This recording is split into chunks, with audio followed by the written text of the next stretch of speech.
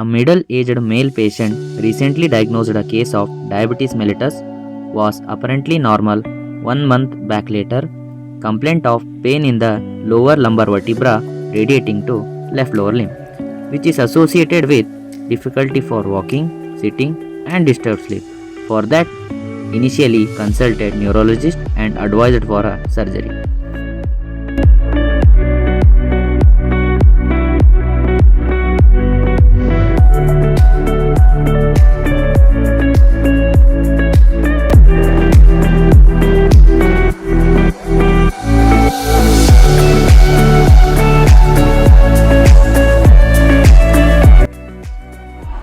ನಮಸ್ಕಾರ.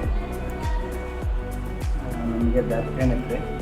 Back pain ಅಂತ ಇದ್ದಿದ್ದು ಹೀಗೆ ನರವು ವೀಕ್ನೆಸ್ ಆದಂಗೆ ಕಾಲು ತಗೊಂಡ್ರಿ. ಕಾಲು ತಗೊಂಡ್ಮೇಲೆ ನಮಗೆ ಕುತ್ಕೊಳಕ್ಕೆ ಬರ್ತಿದ್ದಿಲ್ಲ, ನಿಲ್ಲಕ್ಕೆ ಬರ್ತಿದ್ದಿಲ್ಲ, ಭಾರಿ ತ್ರಾಸ ಇತ್ತು ರೀ.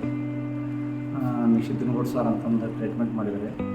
ಆಮೇಲೆ ನವೀನ್ ಅಂತಂದರೆ ಇವರಿಗೆ ಒಳ್ಳೆ ಅವರು ಸಿಬ್ಬಂದಿ ಅವ್ರಿಗೆ ಚೆನ್ನಾಗಿ ನೋಡ್ಕೊಂಡು ನನಗೆ ಟ್ರೀಟ್ ಮಾಡಿದ್ದಾರೆ.